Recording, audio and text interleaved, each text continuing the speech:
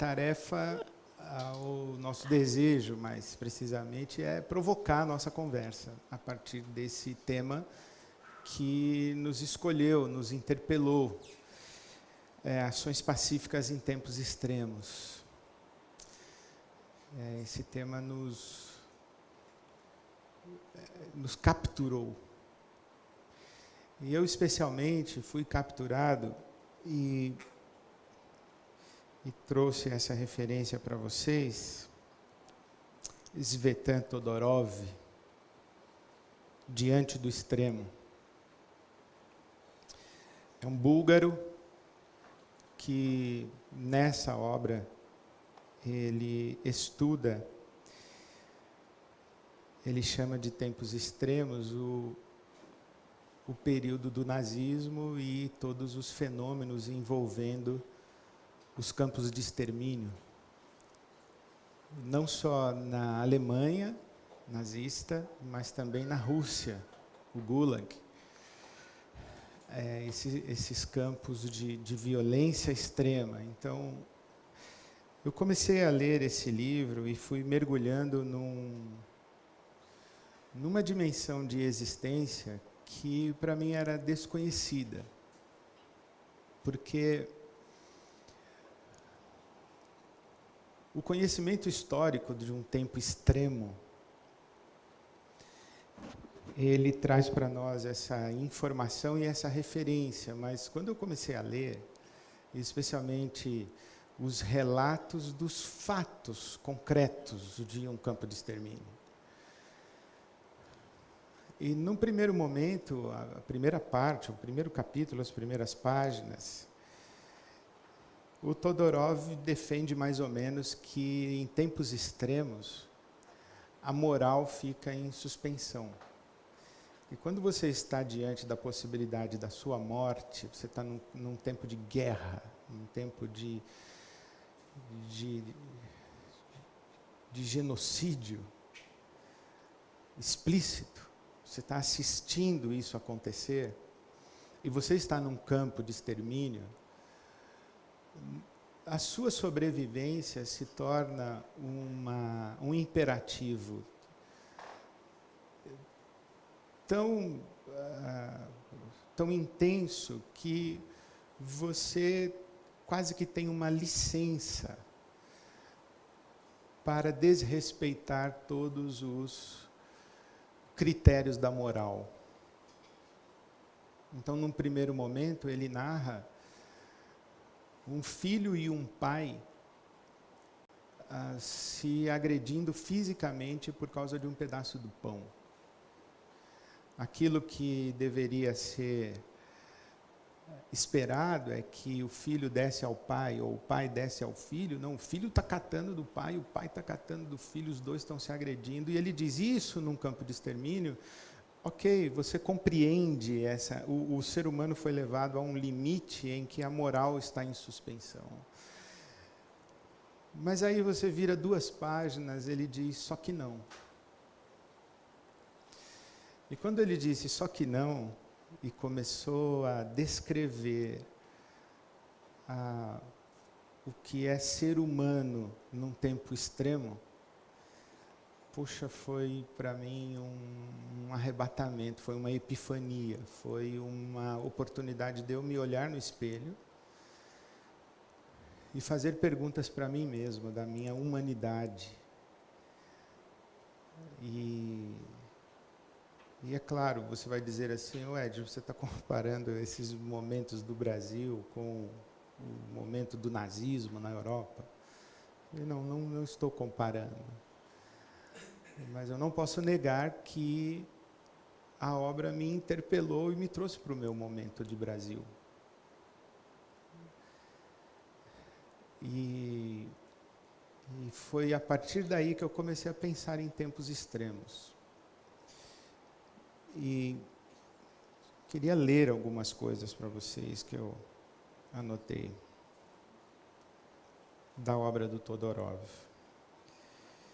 Minha fala é praticamente sou devedora ao Todorov do que eu vou partilhar com vocês sobre ações pacíficas. Mas primeiro eu fiz um exercício de conceituar tempo extremo. O que é um tempo extremo?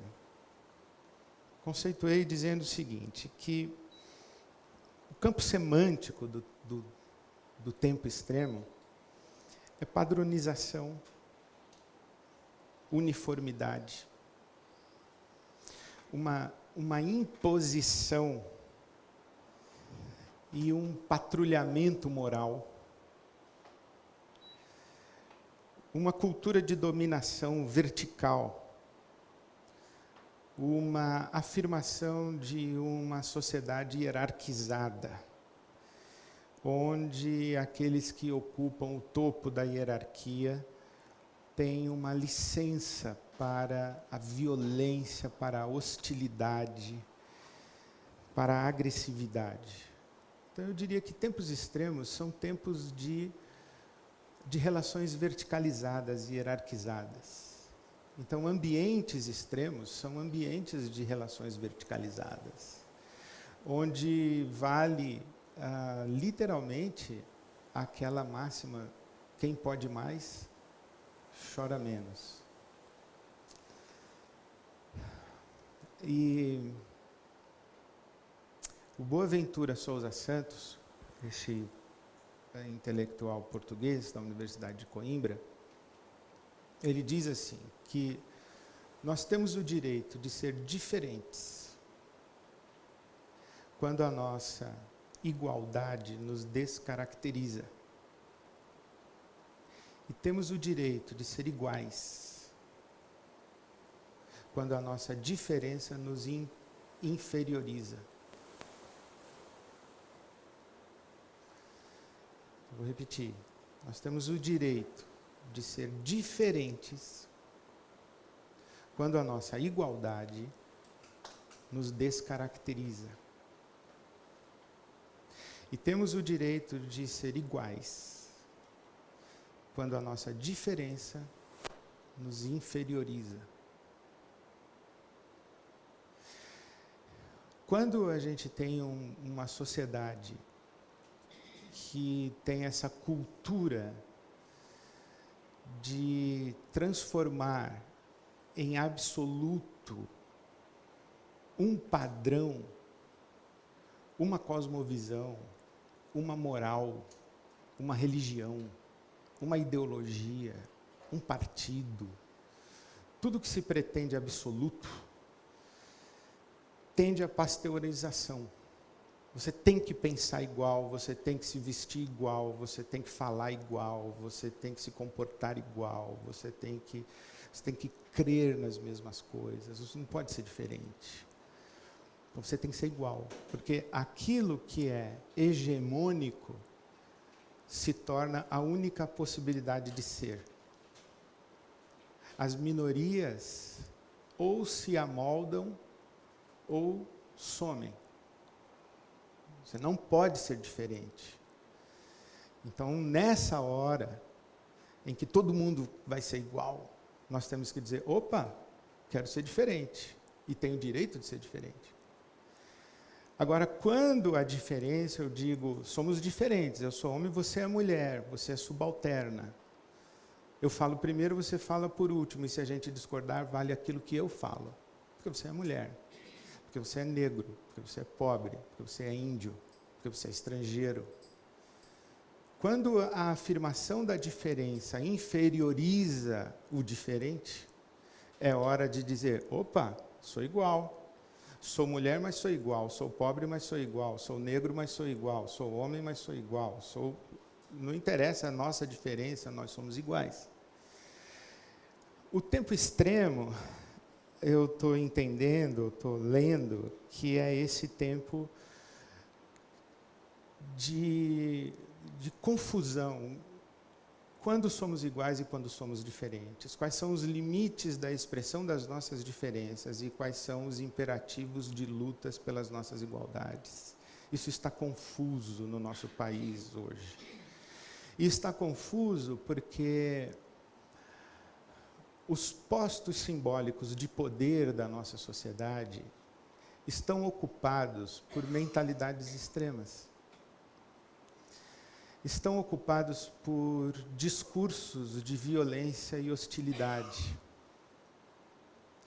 Nós temos um presidente que foi eleito tendo como símbolo de campanha uma arma. Isso é violento.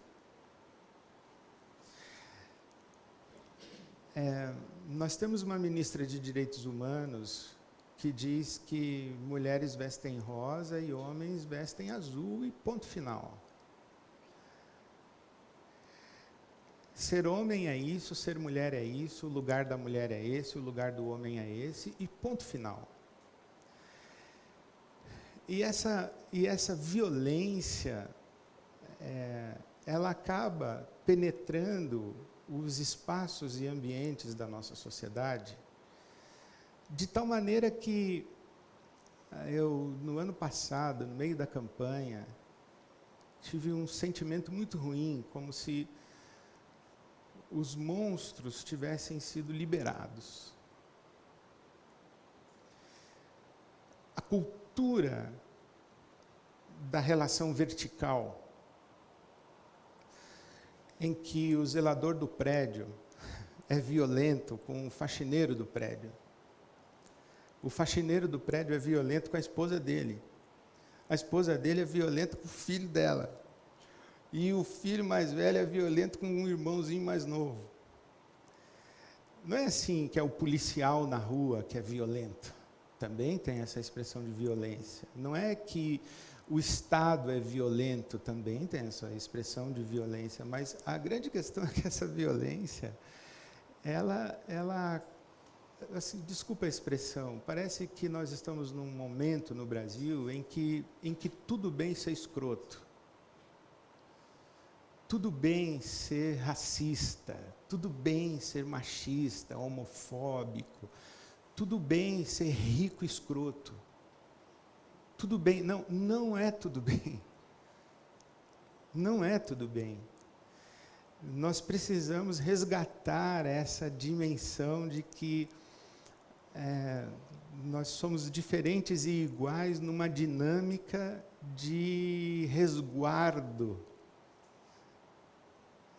de todos em favor de todos.